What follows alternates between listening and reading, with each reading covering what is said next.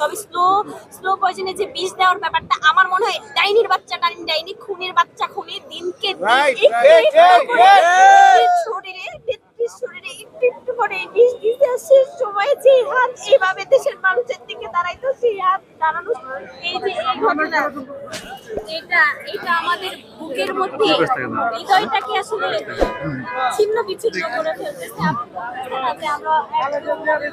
আমরা মানতেছি এই আমাদের থেকেও বেশি অবাগা তারেক রহমান। ওনার ব্যাপারটা, উনি আসলে জন্মের পর ছোট বয়সে বাবাকে হারায় ফেললো, তারপর নিজের ভাইকে হারাইলো, তারপরে তিনি এই দেশের এই স্বৈরাচার ফ্যাসিস্ট আওয়ামী লীগ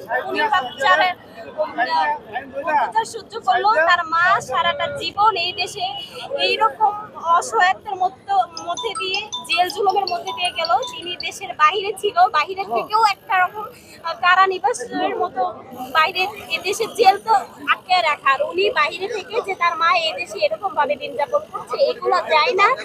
সে দেশের বাইরে প্রতিটা মুহূর্ত সময় পার করছে। দেশে আসছে, দেশে আসার 2 দিন না যাইতেই, মায়ের হাতের একটু খাবার না খাইতে, মায়ের কোলে ঘুমানোর আগেই তিনি তার আমাদের দেশ নেত্রী বেগম খালেদা যে এই দেশ আমাদেরকে রেখে চলে গেল, এই নেত্রীকে আমরা কোনোদিন ফিরে পাবো না। তার জায়গা কখনো কাউকে দিতে পারবো না। এই হৃদয়ে যাকে ভালোবেসে রাজনীতি করি, এই জায়গাটা জীবনে কখনো আর কোনোদিন কাউকে দেওয়া সম্ভব না। আসলে